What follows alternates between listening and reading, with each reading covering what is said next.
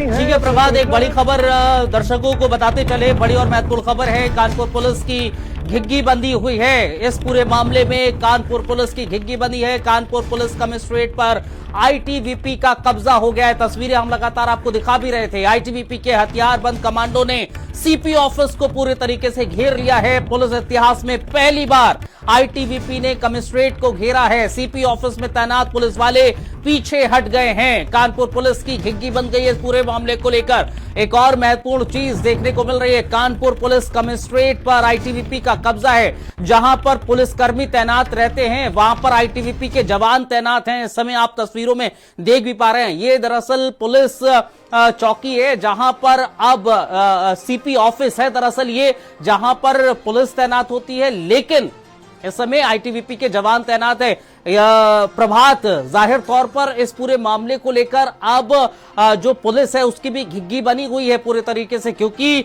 जो पुलिस जहां पर तैनात होती है, पुलिस के जवान, उसको पूरी तरीके से आईटीबीपी के जवानों ने घेर रखा है। उन्होंने आपके कॉल को होल्ड पर रखा है, कृपया लाइन पर चलिए प्रभात से कनेक्ट करने की कोशिश करेंगे। लेकिन हम तस्वीरों में भी आपको दिखा रहे हैं कानपुर पुलिस की घिग्गी बनी हुई है एक तरीके से, क्योंकि मामला बड़ा गंभीर है, संवेदनशील है। आईटीबीपी का एक जवान जिसकी मां का ऑपरेशन गलत कर दिया जाता है, गलत इलाज कर दिया जाता है और उसकी मां का हाथ काट दिया जाता है, और फिर अस्पताल प्रशासन इस पूरे मामले में कुछ नहीं बोल पाते हैं। नेशनल हेड हमारे साथ वीरेंद्र सिंह जी हमारे साथ जुड़ गए हैं। वीरेंद्र जी, ये बहुत संवेदनशील, बड़ा संवेदनशील मामला निकलकर सामने आया था। क्या आपको लगता है इस पूरे मामले को लेकर?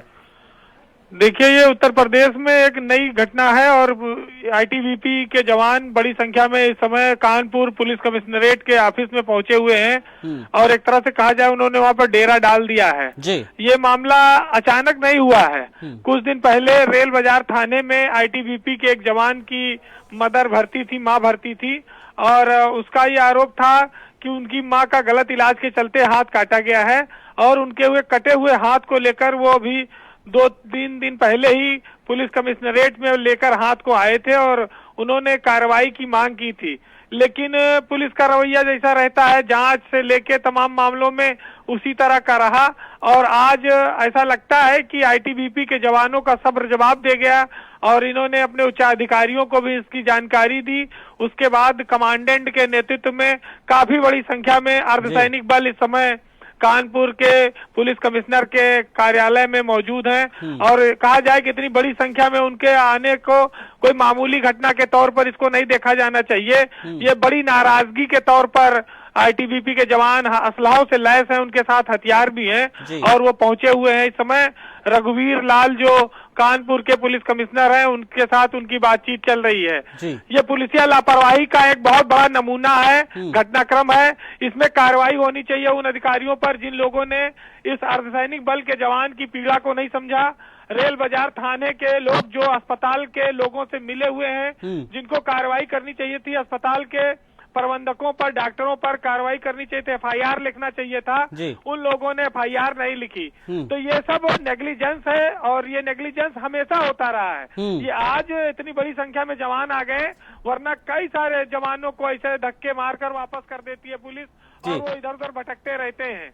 ये कानपुर के लिए बड़ी शर्मनाक घटना है। कानपुर पुलिस के लिए कमिश्नरेट बनाया गया इसीलिए कि जितने अधिकारी रहेंगे वो मौके पर जाकर लोगों की शिकायत सुनेंगे। फोर्स ज्यादा दी गई और 1 to 1 समस्याओं को वो हल कर सकें।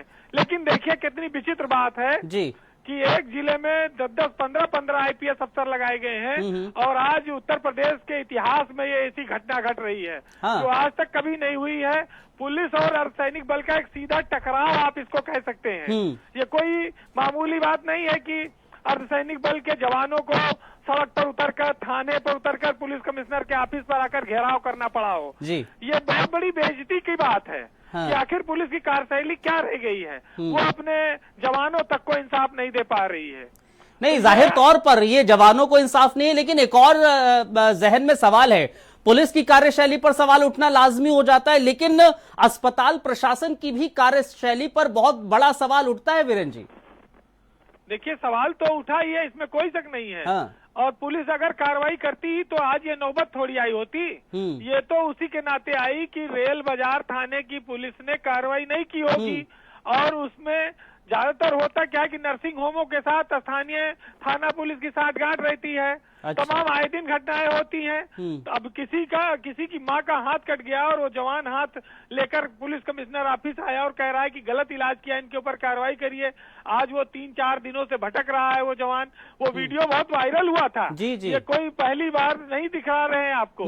ये वीडियो सारे टीवी चैनलों और सोशल मीडिया पर भी चला था, लेकिन अधिकारियों ने अपना पुराना रवैया जारी रखा। तो आज ये फजीहत करा ली। अब इससे ज्यादा और क्या होगा कि अब आपस में सेना और केंद्रीय बल और उत्तर प्रदेश की पुलिस के लोगों का इतना मतभेद बढ़ गया कि टकराने की नौबत आ गई है। जी। अरे भाई घेर लिया है, अब इससे ज्यादा अब क्या बचता है। उत्तर प्रदेश में कमिश्नरेट सिस्टम में जहां पुलिस कमिश्नर बैठता हो, वहां सैकड़ों की संख्या में अर्धसैनिक बल के जवान आ गए। उनका आक्रोश है ये, और इस आक्रोश को ये लोग भांप नहीं पाए और इनको पता नहीं था। आज ये देखिए, ये सारे आप स्क्रीन पर देखिए कि ये लोगों के हाथ में असलहे हैं। जैसे ये पूरी सीमा पर जाते हैं या कहीं पर छापे में जाते हैं या किसी बड़े एक्शन में जाते हैं, ये उसी तरह का एक्शन है। ये कोई नॉर्मल बात नहीं है। आज उत्तर प्रदेश पुलिस के मुंह पर इन लोगों ने एक तरह से कालिक लगा दिया। नीचे हुए जो बैठे लोग हैं, जो हर मामले को मिनिमाइज करते हैं। किसी का हाथ कट जाए, किसी का पैर कट जाए, किसी के साथ अत्याचार हो जाए, अस्पताल अन्याय करे, पुलिस हर घटना को मिनिमाइज करती है। वो छोटा करके बताती है, वो कार्रवाई नहीं करना चाहती है। पता नहीं किस दिन के लिए कानून बचा के रखना चाहती है, सिर्फ इसलिए कि उसकी अपनी सेटिंग अच्छी चलती रहे। और उसका खामियाजा कभी जनता भोगती है, कभी अधिकारी भोगते हैं, कभी सेना के जवान भोगते हैं। आज उसी का नतीजा ये सबके सामने है। बिल्कुल उसी का नतीजा ही ये है। बहुत शुक्रिया सर आपका हमें ज्वाइन करने के लिए और इस खबर को विस्तार से हमारे दर्शकों को समझाने के लिए। तो जाहिर तौर पर ये एक तरीके से जो आप आईटीबीपी के जवानों को देख रहे हैं, जैसा वीरेंद्र जी बता रहे थे कि भाई आईटीबीपी के इतिहास में पहली बार अर्धसैनिक बलों ने कमिश्नरेट को घेरा है। सीपी ऑफिस में तैनात पुलिस वाले पीछे हट गए। इतिहास में पहली बार हुआ है। वीरेंद्र जी भी यही बता रहे थे कि इतिहास में पहली बार ऐसी घटना घटी है कि कमिश्नर का ऑफिस घेर लिया हो और आईटीबीपी के जवानों ने, ऐसी नौबत आ गई हो कि आईटीबीपी के जवानों को सीपी ऑफिस का घेराव करना पड़ा हो। ऐसा घेराव जैसा वो सरहदों पर करते हैं, आपने तस्वीरें देखी हैं। इतिहास में पहली बार हुआ है जब आईटीबीपी के जवानों ने सीपी ऑफिस को घेरा हो और ऐसी नौबत आई है। क्योंकि जो वीरेंद्र जी कह रहे थे कि भाई